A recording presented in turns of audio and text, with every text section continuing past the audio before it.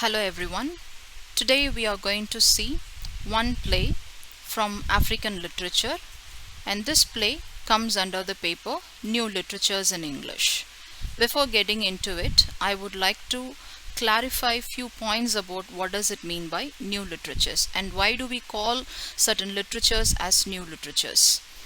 Once few countries were colonized by the British, and the writers who came from once colonized nation, they talk about the experiences which they had during the colonized time. It may be about their culture, it may be about the heritage and all other sort of important social issues. So countries like India, Australia, Africa and few other countries are there. They talk about these sorts of issue, and the literatures comes under this category or named as new literatures.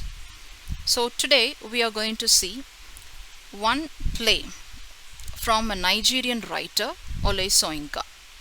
We might have heard about this writer who is popularly known for exhibiting the real consciousness of the culture.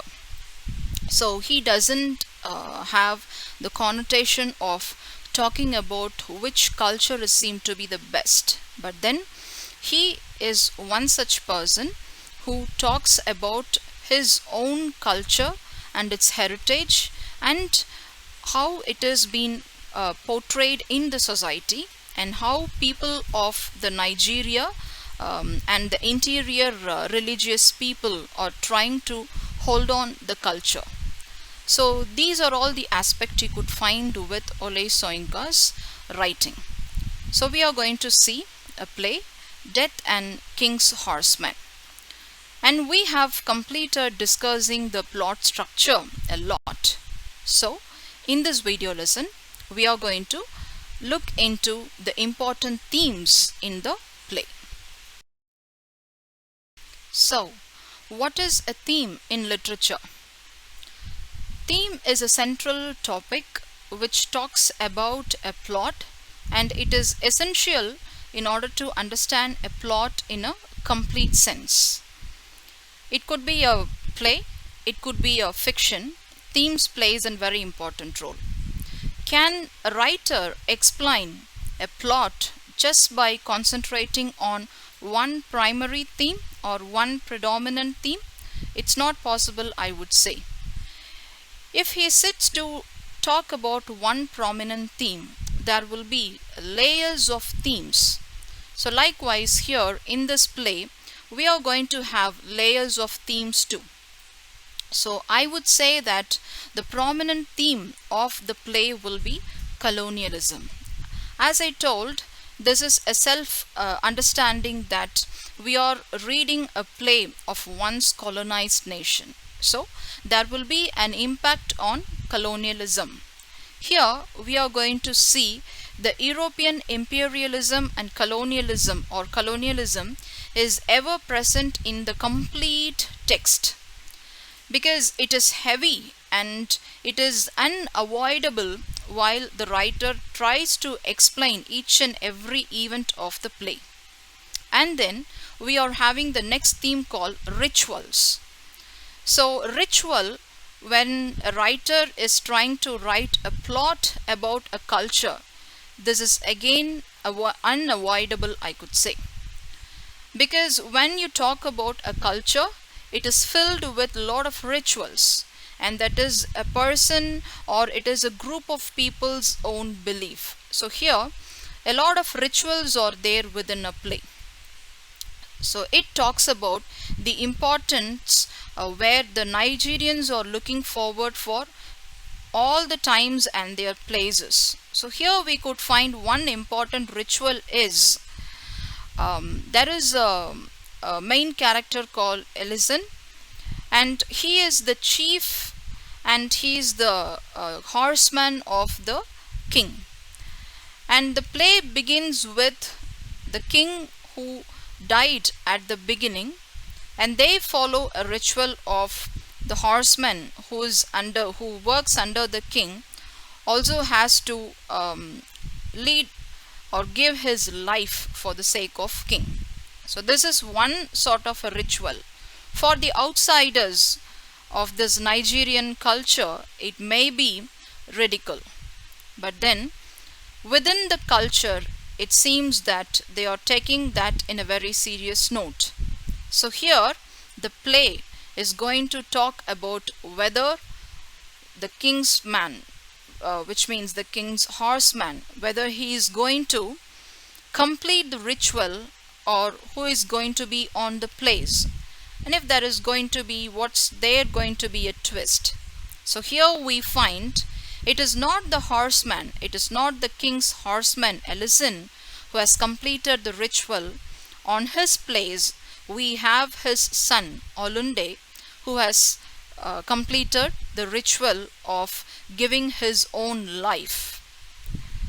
So probably we call this Ellison as the protagonist of the play, but then while we analyze in terms of completing the rituals, we may accept Olunde as the protagonist. So here, Olunde completes his education in England, and as an young adult, he is smart and he is rational, and he talks about the Nigerian culture, and he questions a lot about the culture. But then look at the fate that he has to sacrifice his life on the replacement of his father. So this is one of the important rituals we could find in the play, and they are very much fond of completing their own way of exhibiting their culture. And whenever they fulfill their rituals which is there in their culture, they find some completeness and they find some power in holding their culture. And the next theme will be sacrifice. So while we talk about sacrifice, and this is also one of the important themes we could tell, because sacrifice is one of the themes which prevailed all over the play, we could tell. If we start analyzing the play in terms of the importance of theme, I would say that sacrifice is there in each and every of the acts of the play. This play is filled with 5 acts, but then you could find the sacrifice in all the 5 acts. Again, while we talk about sacrifice, we remind of the second central character called Olunde, the son of Ellison, because we could find that whatever he has done on the place of his father is an ultimate sacrifice, because he is young and he is ready to give his own life. So this is one of the important plays you could find with Yoruba religion too. And for these sorts of sacrifice and the above mentioned theme, we can call these as a major themes in the play. The next important themes of the play, I would say that these are also a very important themes, and we can call these two as a primary theme of the play. But then this comes under the category of secondary theme in the play. I would say that we have the next secondary theme as fidelity, and we have music, dance and poetry filled in the play. Let me come to fidelity first, which means it is a sort of a duty consciousness. People would say that real integrity is achieved when there is no one to watch you, when there is no one to examine you. That's what it means by real integrity. So here we could find the same sort of integrity within the play. It prevails in the torchbearers of the Nigerian culture within the play. So as we know from the beginning, these people are very much struggling to accomplish their own cultural rights. So here there are two views on the duty consciousness, the fidelity. One is on the side of Ellison, and the other is on the side of Pilkings. So Pilkings is an officer, and he is an English colonial empire officer who is there to show as or portray as the other side of this Nigerian culture. Even as a readers, we may find that what Pilkins is talking about, and we start questioning that whether these people need to hold on these sorts of culture even in these sorts of centuries. But then if we try to understand the other side of, or from the side of, from the perspective of Ellison, we start we start being on the side of Ellison too. So that's where I could tell that the duties differs in the point of view of Ellison and in the point of view of Pilkings. While we talk on the side of Pilkings, we could find there is an enforcement of the law of English colonial empire towards Africa. There can be some rationale behind questioning the unwanted rights in a culture, but then how that would suffice in always ridiculing the other person's belief. So this is one of the prominency you could find with Pilkings. He talks about, or he questions the practices which we could find in the Nigerian culture and the Yoruba religion. So there lies the difference. Ellison is trying to perform the sacred ritual. On the other hand, we find Pilkings is not ready to allow Ellison, and he is always there to stop. So he is allotting a lot of people on from his side to stop the sacred ritual, where Ellison is set ready to complete the sacred ritual. So only on that confusion we find that Ollende is volunteering himself in doing the sacred ritual. And apart from this, we have the artistic form within the play is, I'm talking about the music, dance and poetry. We have a lot of commonality. I mean about the India and the Tamil culture. We have a lot of commonality with this one theme called music, dance and poetry. I think India and its culture is bound with all these terms. So if we look at our even we call that as a multicultural. In each and every diverse of culture, we can't survive without music, we can't survive without dance and poetry.